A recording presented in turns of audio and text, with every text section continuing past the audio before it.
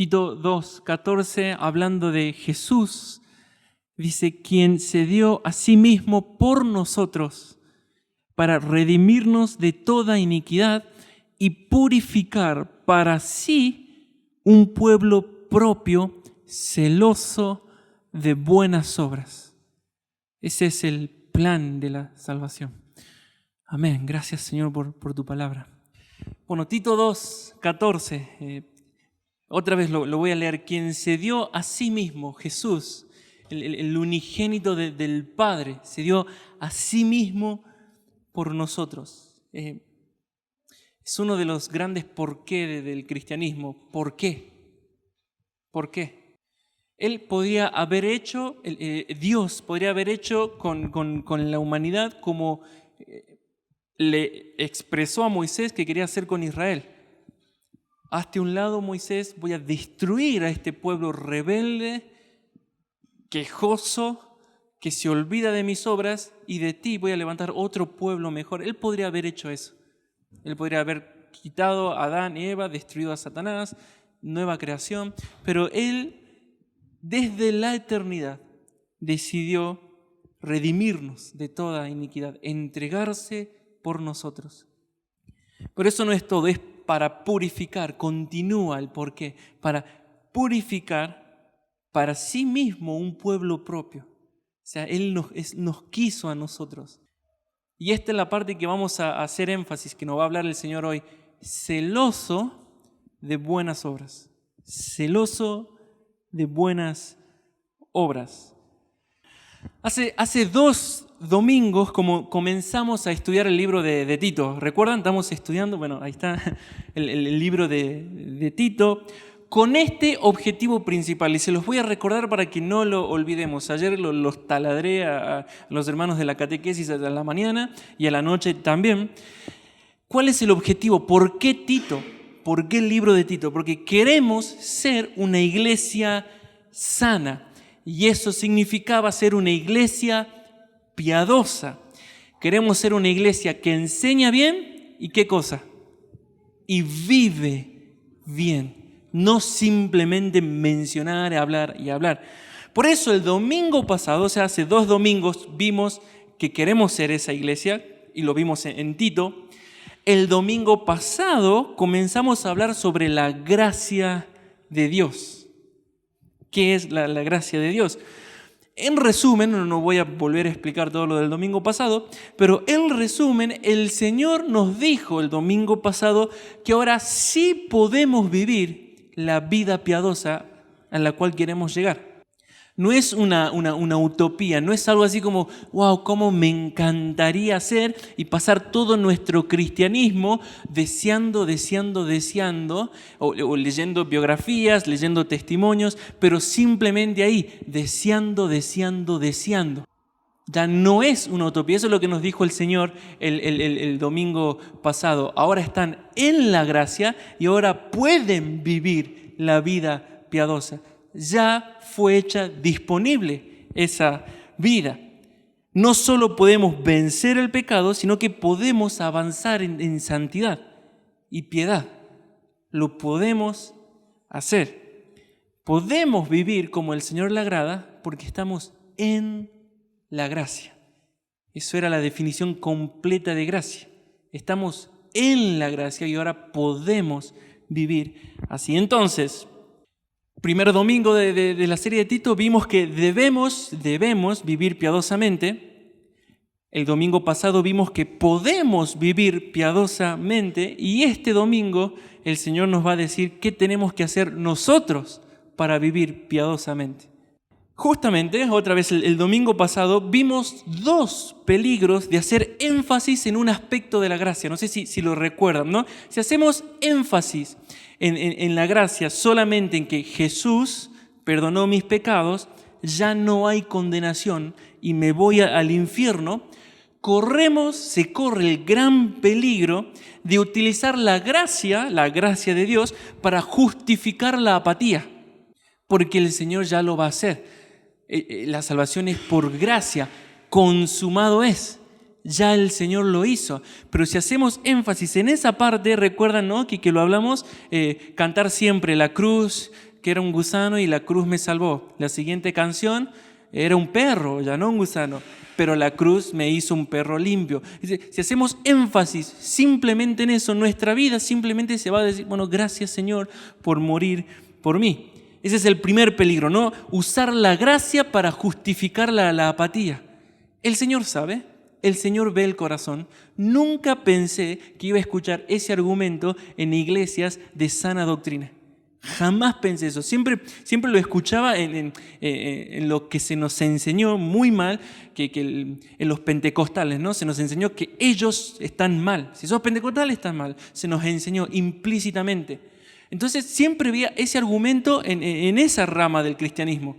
Porque claro, uno veía los desastres que había, ¿no? Los excesos en muchas congregaciones, y cuando uno hablaba, ¿qué es lo que decían? Pero el Señor ve el corazón. Nunca pensé escuchar ese argumento en una iglesia de sana doctrina. Jamás. Pero lo he escuchado hasta el cansancio, porque entendemos mal la gracia. Ese es uno de los peligros, ¿no? Justificar la apatía. Y el segundo peligro es que se apaga la convicción del Espíritu Santo. Porque bueno, el Señor ya lo hará a su tiempo, el Señor, sí, me cuesta, pero bueno, el Señor sabe. Y sigo, y año tras año. Entonces son dos peligros que vimos de afirmar y hacer énfasis en un aspecto de la gracia. Un tercer peligro que vamos a ver hoy, de hacer énfasis en ese aspecto de la gracia, es que fomenta todo un cristianismo perezoso, un cristianismo indisciplinado, un cristianismo en donde el esforzarse es visto como algo contrario a la gracia de Dios, donde las obras son mal recibidas. Entonces, cuando van a escuchar que cuando en iglesias correctas, ¿no?, de sanas doctrinas, uno dice la palabra obras, tiene que hacer 30 minutos de introducción de que la salvación no es por obras. Y recién hablamos de las obras. Para que nos quede claro, para que no nos sintamos condenados, para que nada. Eso es fijo. Ese énfasis en la gracia hace que el esfuerzo sea visto como algo de fanáticos, algo de exagerados. Como que, bueno, tal vez no lo digamos, a veces este es fanático porque queda súper mal. Pero si lo pensamos, y si cuando la iglesia comienza a avanzar y empieza a pedir, bueno, puedes hacer esto, puedes hacer lo otro, uno puede ver a veces el rostro. Otra vez, ese cristianismo completamente diferente al de la Biblia se ha formado porque hemos hecho un énfasis en un aspecto de la gracia. Hacemos énfasis en que la salvación se limita al perdón de pecados y que ya no hay condenación. Entonces, si ya está todo hecho, bueno, gracias al Señor que es por gracia, ¿no? Y aunque no lo hagamos a propósito, si no examinamos bien el corazón, va fomentando un cristianismo sumamente perezoso y diferente al cristianismo que vivió Jesús. Entonces, si todo lo hizo el Señor, si el Señor dijo consumado es, por más que con nuestros labios no lo decimos, nuestra vida dice sí, consumado es. Él hizo toda la obra. Todo eso, ¿no? Este énfasis, este tercer peligro, hizo que se levantara una generación de cristianos que vive, y aquí está el engaño, y por eso habemos iglesias de años y años y años de no avanzar y de no crecer en la gracia, de no ver el poder del Señor. ¿Por qué? Porque este énfasis en la gracia ha formado un cristianismo, una generación de cristianos que vive anhelando ser más santo, vive anhelando ser más entregado, vive anhelando ser más valientes, ser más dedicados, pero no lo busca. Entonces, viven, al no buscarlo, se sienten condenados porque saben que pueden más. Saben que el Señor demanda más. Entonces yo quiero ser más santo, Señor, yo quiero ser más entregado, Señor, yo quiero madurar en la fe, Señor, yo quiero esto, pero no lo buscan. ¿Cómo es que pueden vivir años y años así? Porque el Señor ya lo hizo. Él murió por mí. Él entiende que me cuesta. Entonces viven lo suficientemente tristes como para anhelar cambiar, pero no lo suficientemente tristes para que eso los lleve a cambiar. ¿Saben? ¿Se sienten identificados a veces con eso? Tristeza por cambiar, quiero mejorar, pero uno se pregunta, bueno, pero hacelo, ¿no? Ahora puedes, hemos visto el domingo pasado, el Señor nos dijo, ahora puedes. Y he conocido, y yo era uno de esos, aunque también lucho mucho, ¿no? Anhelo esto, y pasa el tiempo y anhelo esto, y sigo anhelando lo mismo.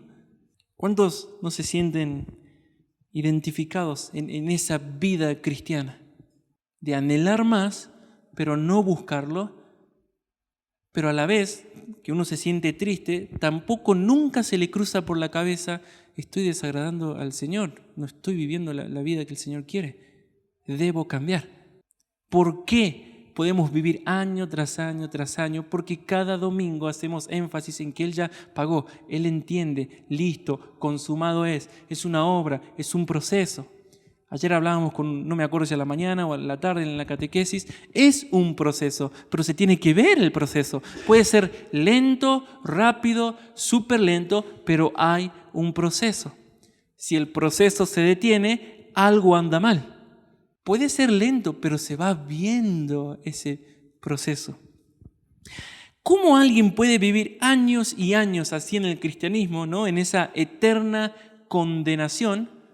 Lo suficientemente mal para anhelarlo, pero no lo suficientemente mal para verdaderamente buscarlo. ¿Cómo puede vivir un cristiano así? Justamente porque muy dentro de nuestro corazón decimos, menos mal que la salvación es por gracia. Aunque sabe que tiene que cambiar, no lo hace. Y el consuelo otra vez de esa persona es repetirse, ya sea directamente, indirectamente, la salvación no es por obras. El Señor sabe que me cuesta. Él murió por mí. Él ya lo va a hacer. En muchos casos son este tipo de personas las que más tienen dudas de su salvación. Porque están llenas de buenos deseos, llenas de buenos anhelos, saben lo correcto, no es que dicen Jesús no es un ser creado, no es que andan con doctrinas cerradas, saben lo correcto, pero no hay obras que lo confirmen. Entonces viven dudando, ¿seré salvo? Y viven buscando, está bien, el Espíritu dice a nuestro espíritu, es algo espiritual de que somos hijos de Dios, pero uno sabe que está bien, lo hablamos, recuerda, con el ejemplo de Jeremías, cuando Jeremías es Jeremías, cuando vive, disfruta, corre, come, quema, hace de todo, es Jeremías.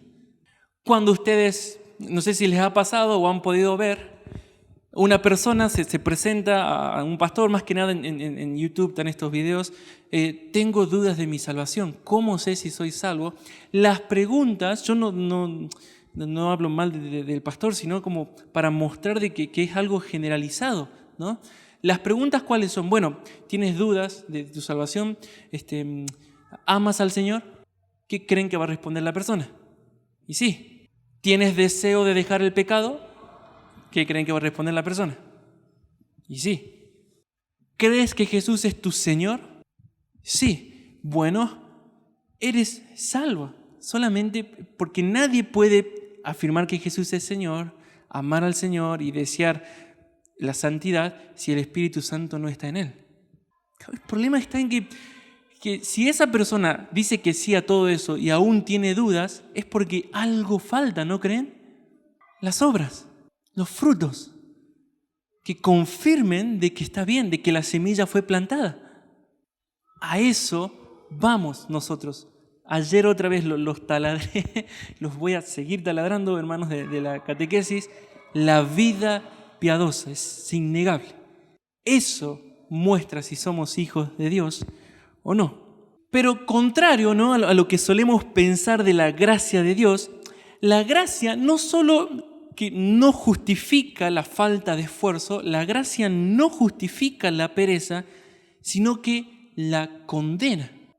Estar en la gracia no justifica la pereza, sino que la gracia condena nuestra pereza, condena nuestra falta de esfuerzo. ¿Por qué lo condena? Porque ahora ya no tenemos excusas para no avanzar, ¿verdad? La gracia condena ese cristianismo de el Señor lo hará en mí, el Señor sabe que me cuesta, pero no hay esfuerzo, no hay obras, no hay una búsqueda incesante de progresar en la piedad, de arrancar el pecado, de promover la santidad. La gracia no justifica eso, la gracia lo condena. Imagina un hombre que quiere construir su casa, entonces compra todos los materiales, contrata a un albañil, le paga de adelantado, le paga todo, su haber, todo lo que el albañil le pide, le compra todas las herramientas para que haga la casa, pero al pasar semanas el dueño viene a ver la casa y la construcción no avanzó. ¿Qué excusas tiene ese albañil por la falta de trabajo? ¿Puede decir que le falta algún material? No, porque ya se le dio todo. ¿Puede decir que no tenía plata para volverse en colectivo? No, porque yo ya te pagué todo el trabajo. ¿Puede decir que le faltaba alguna herramienta? No, porque te he provisto de todas las herramientas. Que el dueño le haya dado todo condena esa pereza, no lo justifica. Entonces, el consumado es de Jesús, el yo ya lo hice, hace lo mismo. Él nos ha dado todo. Ese consumado es condena nuestra pereza y nuestras excusas. No las justifica. ¿Lo pueden ver? ¿Por qué no avanzas?, pregunta el Señor. Nico, ¿por qué no avanzas? ¿Cuál es el problema? Pedro, en su primera carta, si lo quieren seguir ahí, en la Reina Valera, yo tengo otra versión aquí escrito, pero para que más o menos no se pierdan, dice algo muy, muy, muy fuerte. Dios ya nos dio todo lo que necesitamos para vivir la vida que tenemos que vivir. Es ese dueño que quiere construir su casa y le provee de todo al albañil. Pedro 1.3, segunda de Pedro 1.3. Yo voy a leer en esta versión, ustedes síganla ahí en la Reina Valera. Dice, Dios utilizó su poder para darnos todo lo que necesitamos y para que vivamos como Él quiere. Eso es tremendo. Dios utilizó su poder para darnos todo lo que necesitamos y para que vivamos como Él quiere. Dios nos dio todo eso cuando nos hizo conocer a Jesucristo, ¿no? Por medio del Evangelio. Conocimos a Jesús. Por medio de Él nos eligió para que seamos parte de su reino maravilloso. Además, el versículo 4, nos ha dado todas las cosas importantes y valiosas que nos prometió. ¿Vieron ese énfasis en ya nos dio todo, ya nos dio todo, ya nos dio todo? Por medio de ellas, sigue diciendo aquí en esta versión, por medio de esas preciosas y grandísimas promesas, dice en la Reina Valera, por medio de ellas ustedes podrán ser como Dios. ¡Wow! Y no como la gente pecadora de este mundo, porque los malos deseos de esa gente destruyen a los demás. Entonces Dios, dice en la primera parte, ya nos dio todo. Ya nos dio todo. Miren lo que dice el versículo 5. Por eso, mi consejo, dice Pedro el apóstol, es que pongan todo su empeño en afirmar su confianza en Dios. Sigue aquí. Esforzarse por hacer el bien, procurar conocer mejor a Dios, dominar sus malos deseos. Además, deben ser pacientes, entregar su vida a Dios, estimar a sus hermanos en Cristo y sobre todo amar a todos por igual. Si ustedes conocen a Jesucristo, harán todo eso y tratarán de hacerlo cada vez mejor. Así vivirán haciendo el bien. ¿Lo pueden ver? Pero, sigue aquí el versículo 9, quien no lo hace, obrar, ¿no? El que no se esfuerza, quien no lo hace, quien no pone todo ese empeño, quien no lo hace así, es como si estuviera ciego y olvida que Dios le ha perdonado todo lo malo que hizo. ¿Lo pueden ver? ¿Por qué esa persona duda de su salvación? Porque no hace esto. Y duda y olvida que fue perdonado, tal vez. Entonces no sabe, no puede comprobarlo. dudas y dudas, y yo no sé, y por qué no puedo dejar esto, y por qué estoy confundido, y por qué esto, porque falta esto. Entonces dice, quien no lo hace así es como si estuviera ciego, estoy leyendo el versículo 9, y olvida que Dios le ha perdonado todo lo malo que hizo. Hermanos, Dios los ha elegido para formar parte de su pueblo, y esto es tremendo, como lo dice en esta versión. Y si quieren serlo para siempre, deben esforzarse más por hacer todo esto. De este modo, y esto es tremendo, de este modo nunca fracasarán en su vida cristiana. ¡Wow! No existe en la doctrina o en la teología de Pedro, el Señor lo va a hacer en mí. El Señor lo entiende, el Señor sabe. No existe. Claramente aquí comienza diciendo, Él ya nos dio todo, por lo tanto ustedes hagan todo eso. Si hacen eso, nunca fracasarán en la vida cristiana. ¿Quién de nosotros no quiere poder decir esto? Nunca voy a fracasar en la vida cristiana. ¿Quién quiere vivirlo? Yo nunca más quiero fracasar en la vida cristiana. Señor, ayúdame. Ok, hazlo. Señor, pero a mí me enseñaron a pedirte y a esperar en oración, no sé, como una unción del cielo. No, hazlo. Vivimos en ese misterio. ¿Quieres ser más paciente? Pídele paciencia al Señor. Pero no vas a salir flotando en una nube de paciencia de tu habitación. Y el Señor te dice, ok, hazlo. Y te pone un esposo como yo. Hazlo. Y te pone bueno, no quiero ofender a nadie, no sé. Mauro no se va a ofender. Un hermano como Mauro. No te ofendas. O a Vicky le da hermanos como nosotros. Y Santi que se está riendo. Hazlo. Señor, lo quiero. Quiero esto. Hazlo. Es tremendo. Si hacemos esto, nunca fracasaremos en nuestra vida cristiana. Pero es un esfuerzo. Añadid a vuestra fe virtud. La virtud, conocimiento. El conocimiento, dominio propio. El dominio propio, amor. Es un esfuerzo de por vida, continuo, consciente. Nuestro mayor ejemplo de esta clase de vida es el Señor Jesús. Es el ejemplo por excelencia, sublime haberlo visto vivir. Ha sido increíble, ¿no? Haberlo visto caminar. Él nos enseñó a vivir en la gracia. Presta atención a eso. Jesús nos enseñó a vivir en la gracia. Con su ejemplo, Jesús nos enseña a vivir el cristianismo.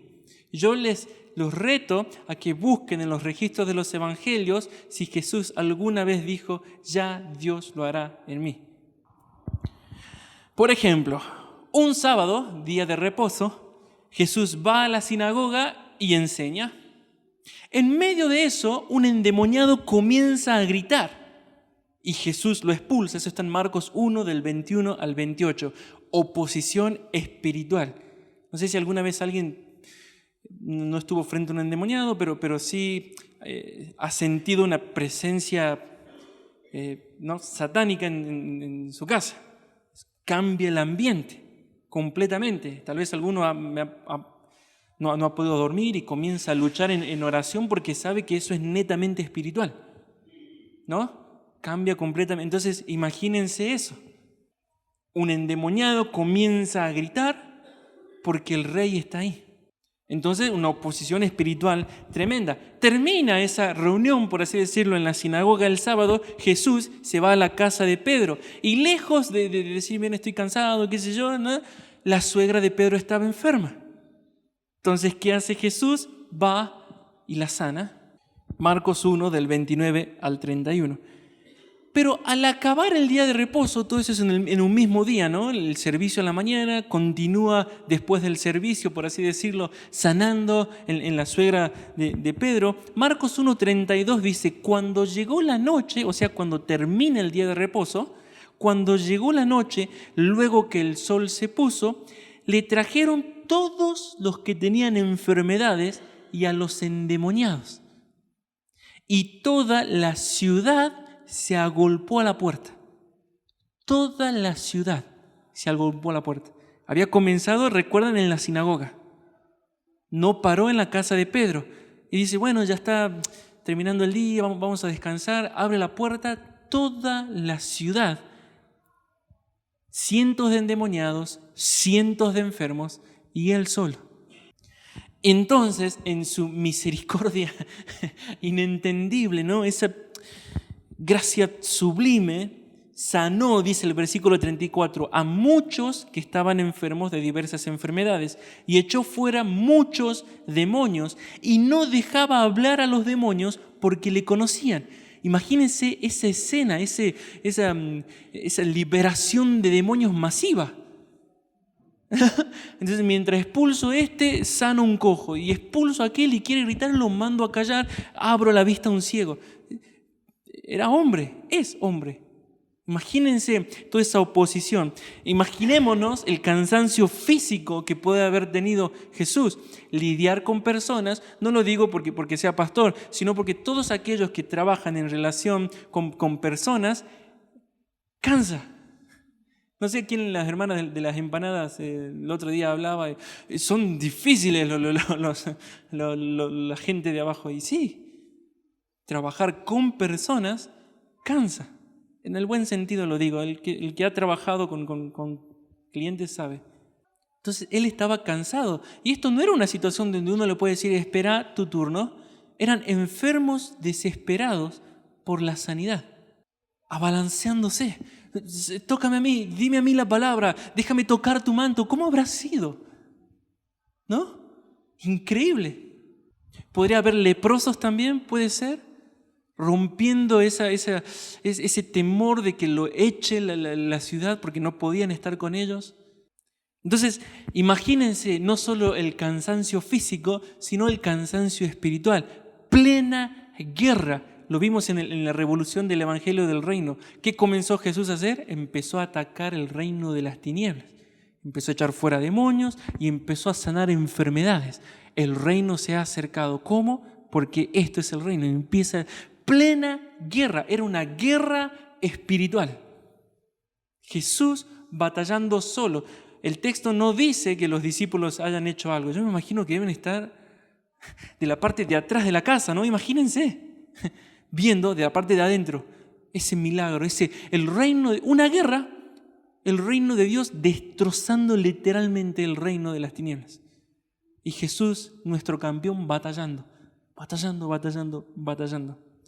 No sé a qué hora habrá terminado eso, porque no solo termina la reunión, el congregarse, sino que después hay que despedir a la gente. Y cuando uno ha recibido un milagro, es imposible que se vaya del lugar.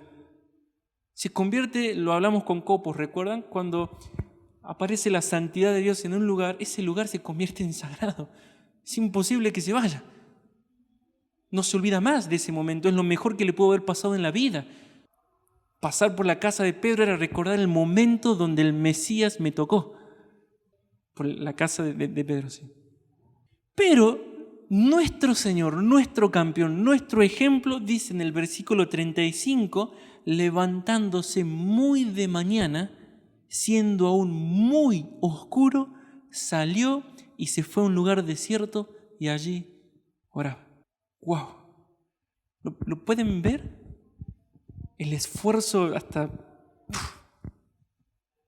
En otra situación, él se queda dormido, lo hablamos con un hermano en la semana, se queda dormido en la barca, en medio de una tormenta. ¿Cuán cansado tiene que estar para no sentir eso? Rodeado por lo menos de 4 pescadores expertos, ¿no? Jacobo, Juan, Andrés y Pedro. Y estos pescadores expertos que prácticamente habían nacido en el agua, gritaban llenos de temor, nos hundimos. Si ellos expertos decían nos hundimos, era porque ¿qué cosa? Nos hundimos. No era yo que le tengo miedo al agua, entonces ya ahí se mueve un poquito, vomito, me desmayo. No. Se estaban hundiendo. Pero él dormía. Lo tienen que despertar. ¡Wow! ¿Cuán cansado tiene que estar para que una tormenta de esa magnitud no te despierte? Muchos podríamos haber escuchado o tal vez dicho, si Jesús era Dios, ¿Por qué necesitaba hacer todo eso, todo ese esfuerzo? ¿Por qué necesitaba orar? ¿No? ¿Lo han preguntado alguna vez? ¿O lo han escuchado preguntar? Si era Dios, ¿por qué necesitaba orar? ¿Por qué necesitaba asistir a la sinagoga? Algo tremendo de los evangelios es que él asistía a la sinagoga. No decía, yo soy el templo, ¿verdad? Asistía a la sinagoga, seguía la liturgia de la sinagoga. ¿Por qué Jesús ayunaba? ¿Por qué? ¿Nunca lo preguntaron? ¿Nunca se preguntaron? Bueno, si Jesús era Dios, ¿por qué necesitaba hacer todo eso? Dos posibles opciones de por qué preguntamos eso, o de por qué Jesús lo hacía mejor. Primero, ¿por qué Jesús hacía eso? Amaba pasar tiempo con su Padre. Amo pasar tiempo con mi papá. No era una carga lo que nosotros llamamos ejercicios espirituales para él. No era una carga la oración, la devoción, el ayuno, el separarse en lugar desierto, buscar la tranquilidad y orar. No era una carga, simplemente amaba pasar tiempo con su Padre. La segunda opción de por qué Jesús hacía eso es porque Jesús, presta atención, nos estaba enseñando cómo vivir en la gracia.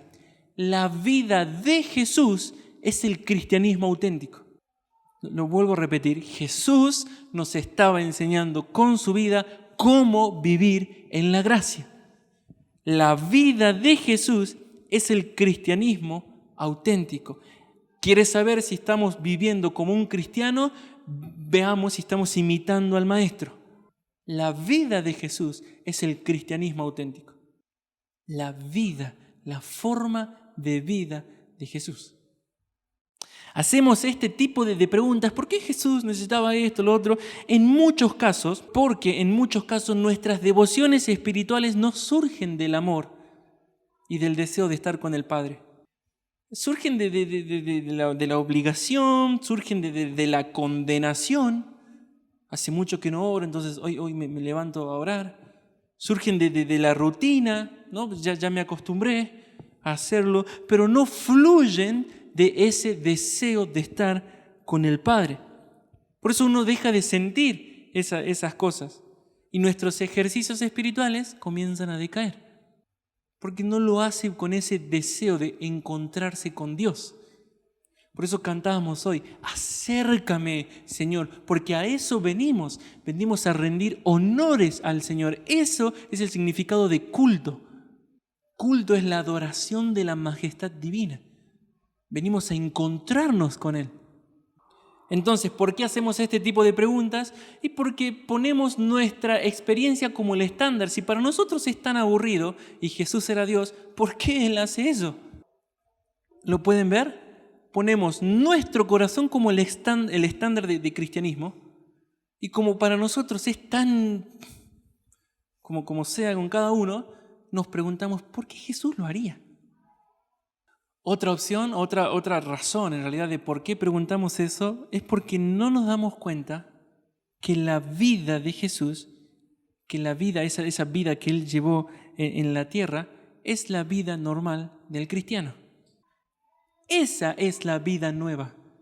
Eso es ser nueva criatura. La vida de Jesús es la vida eterna. Como el cristianismo, por lo menos de nuestros tiempos, hace muy poco énfasis en el esfuerzo y en la gracia, hace preguntas como esta: ¿por qué Jesús haría eso si era Dios? Nos estaba mostrando, así vive el cristiano, así vive el pueblo mío, vive así. ¿Lo pueden ver? Nosotros somos tan orgullosos que asumimos que nuestro cristianismo es el correcto, y desde ese orgullo le preguntamos a Jesús, ¿por qué hacías eso si no lo necesitabas? Cuando en realidad el Señor nos está preguntando ahora, ¿por qué vives como vives si ahora ya puedes cambiar? Eso nos está preguntando el Señor ahora. ¿Por qué no vives como yo vivía si ahora puedes hacerlo?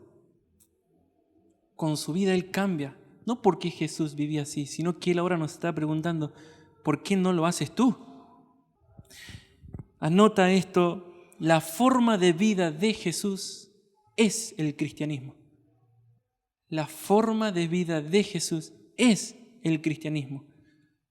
Por eso hemos leído Tito 2:14.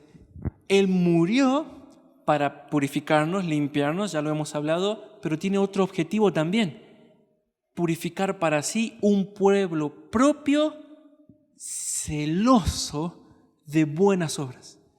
Celoso, anhelo, más, quiero, trabajo, esfuerzo, celoso de buenas obras. Jesús es el ejemplo de cómo ser un cristiano celoso, de lo que tiene que ser un cristiano celoso de buenas obras. La Biblia de oro, una traducción bien antigua, traduce Tito 2:14 de la siguiente manera: el cual se dio, dice, a sí mismo por nosotros para redimirnos de todo pecado, purificarnos y hacer de nosotros un pueblo particularmente consagrado a su servicio y fervoroso en el bien obrar.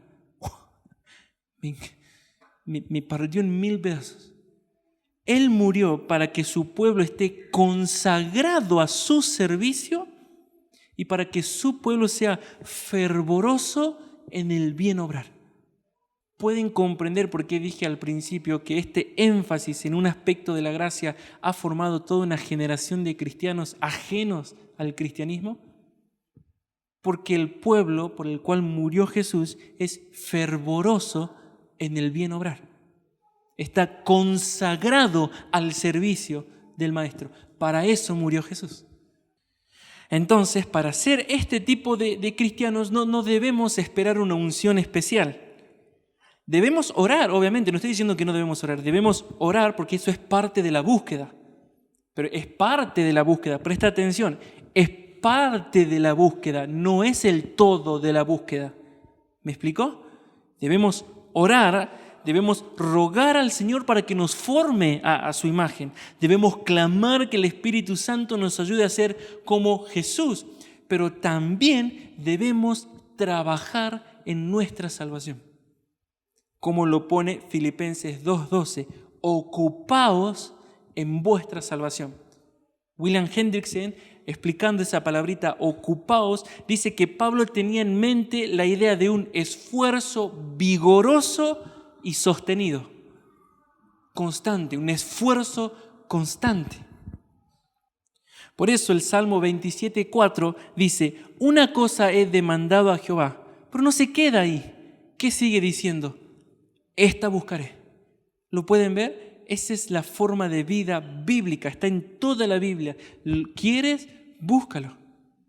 Ahora puedes, eso nos dijo el Señor el domingo pasado, ahora estás en la gracia, ya te di todo, ahora puedes.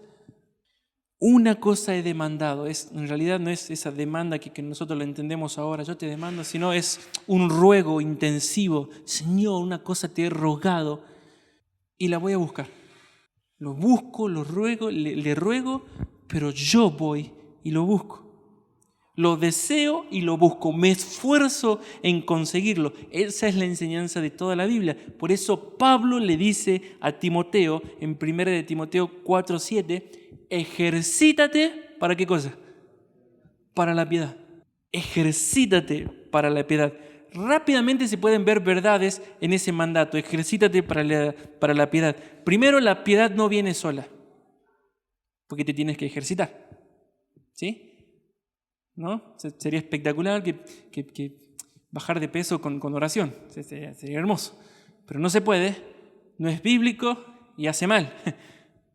Te tienes que, ¿qué cosa? Ejercitar. No viene como una unción del cielo la piedad después de orar 4 horas. Por eso muchas veces pasamos semanas enteras buscando en oración, pero seguimos mal, seguimos quejosos. ¿Sí? ¿Qué pasa? Es que nos estamos olvidando en la vida fuera de la habitación. No es solo la oración, esa búsqueda de la piedad. Incluye la oración. Segundo, entonces primero, la piedad no viene sola, no viene como una unción del cielo.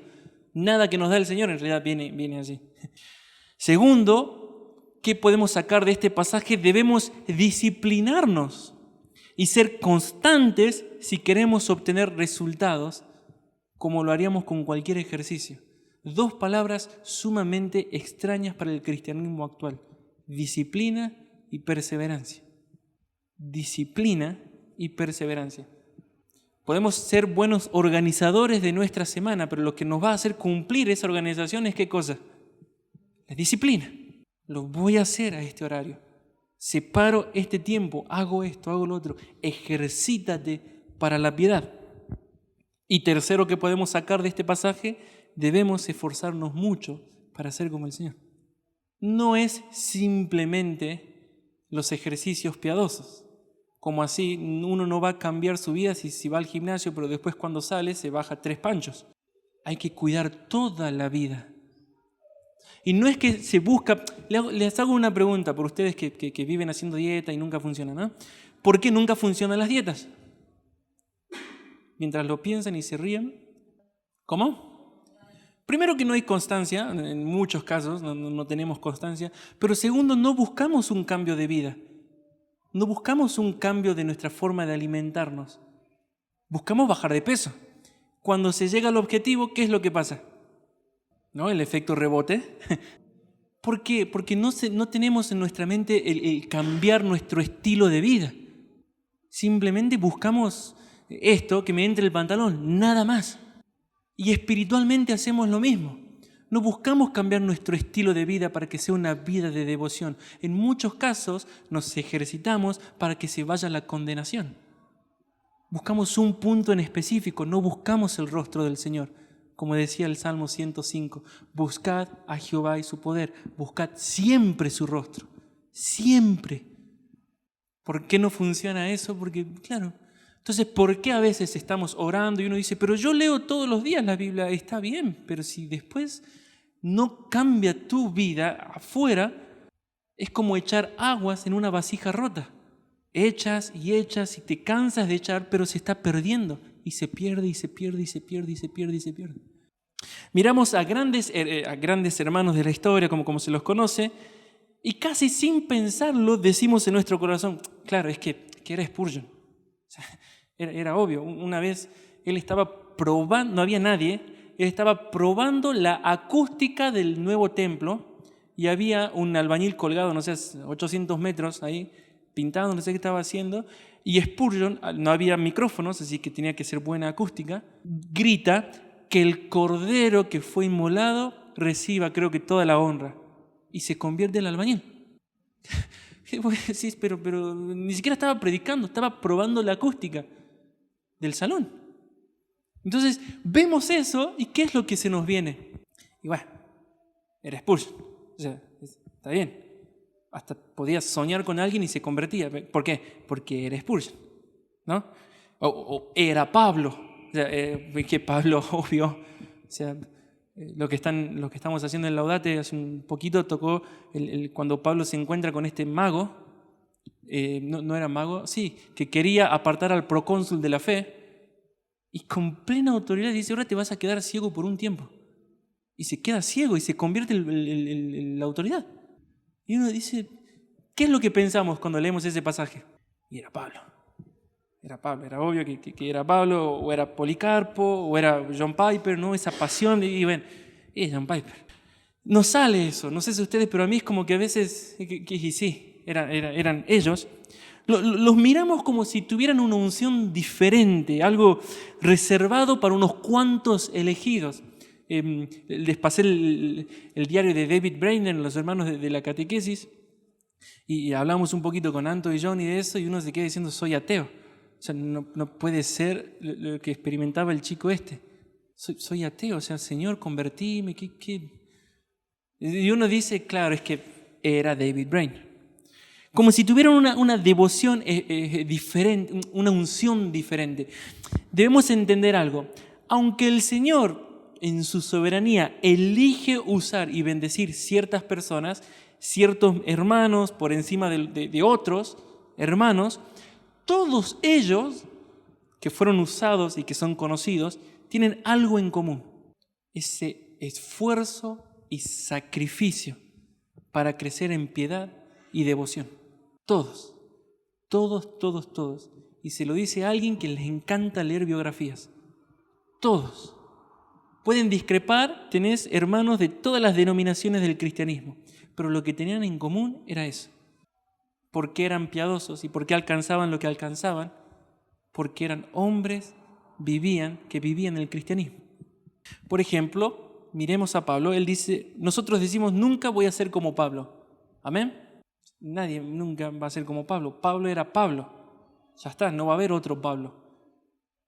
En cierto sentido es cierto, nunca vamos a ser como Pablo, pero miren lo que había detrás del éxito de su vida. Si lo pueden buscar rápidamente en 1 Corintios 9:24, ¿qué había detrás del éxito de Pablo? ¿Por qué Pablo iba caminando y unos exorcistas ambulantes intentaban decir, te conjuro por el nombre de Pablo y de Jesús que salgas? Y el demonio le contesta, sé quién es Jesús y a Pablo conozco, pero ¿ustedes quiénes son?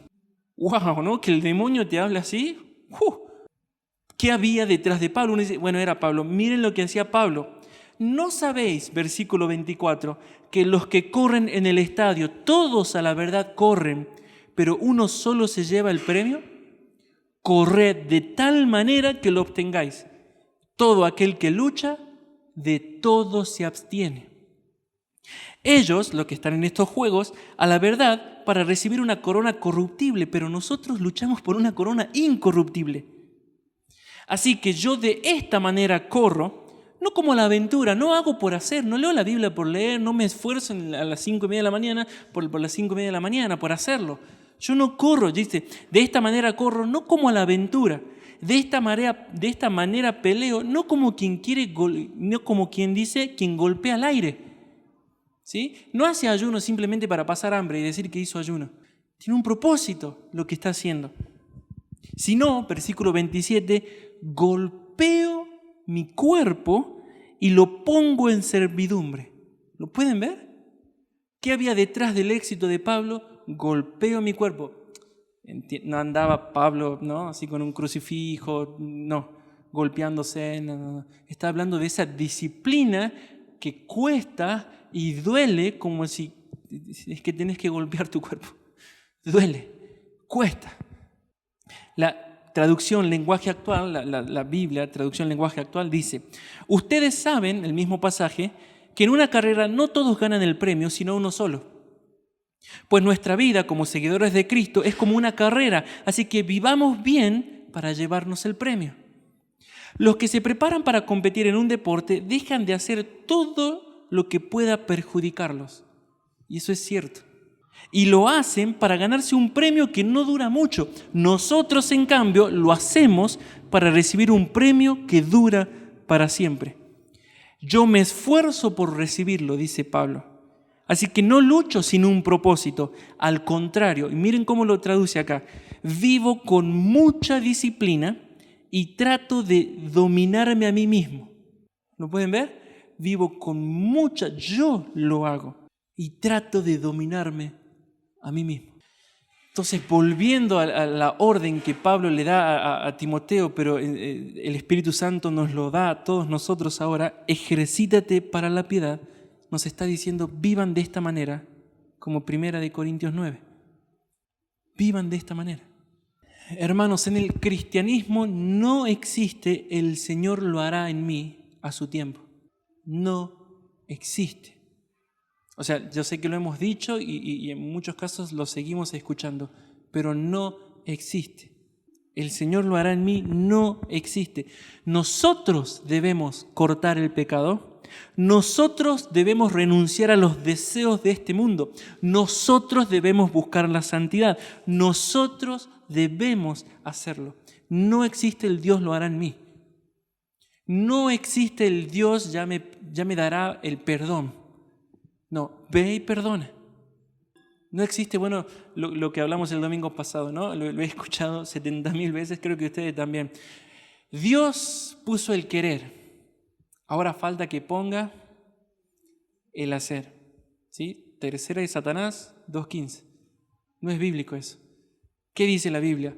Él ya puso el querer, una cosa anhelo, y el hacer, esto buscaré. Él ya nos los dio.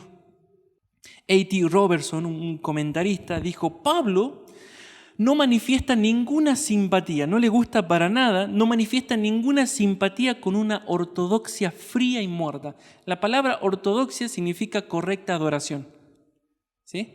Entonces Pablo no manifiesta ninguna simpatía con una correcta adoración que es fría y muerta. Pablo, sigue diciendo A.T. Robertson, no manifiesta ninguna simpatía con un formalismo, ¿no? El venir, el cumplir lo correcto, no manifiesta ninguna simpatía con un formalismo que no sepa nada de lucha y de crecimiento. Pablo, ¿qué es eso?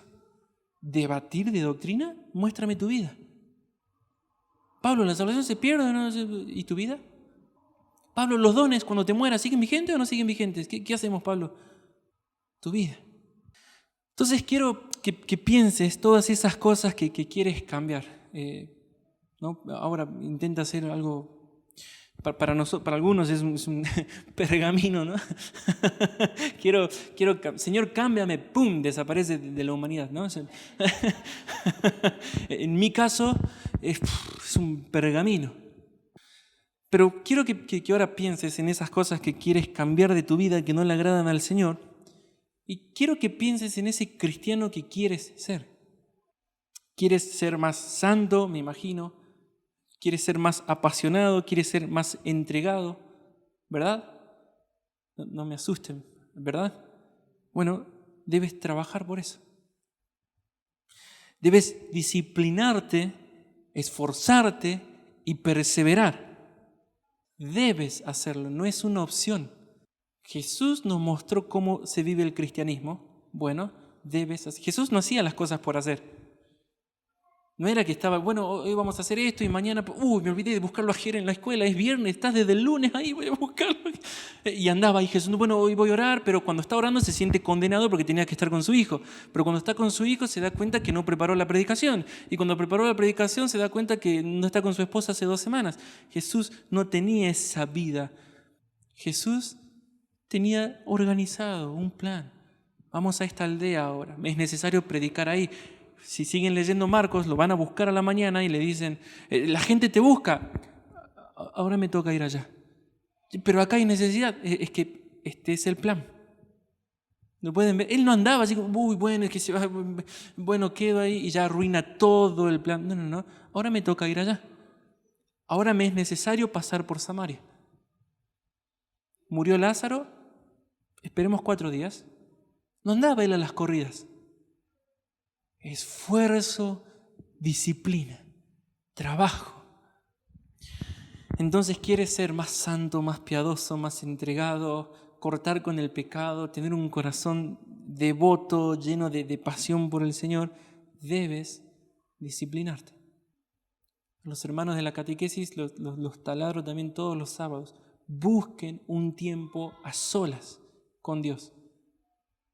Tienen que tener ese tiempo. Es un no negociable del cristianismo. Quiero hacer énfasis en eso. Es un no negociable. Tiene que haber tiempo. Mejor perder tiempo con familiares, fiesta, estudio, que desperdiciar mi tiempo con Jesús. El Señor fue sabio. Nos dio 24 horas porque sabía que eso es suficiente. Si no nos alcanzara el tiempo, nos hubiera dado un día de 36 horas. ¿No lo creen? Cada uno, hermanos, tiene la vida cristiana que verdaderamente quiere tener. Entonces examina tu vida ahora. Hay luchas, Satanás se levanta, la carne no quiere, y eso es cierto. El corazón muchas veces no desea estar en el lugar íntimo, no desea.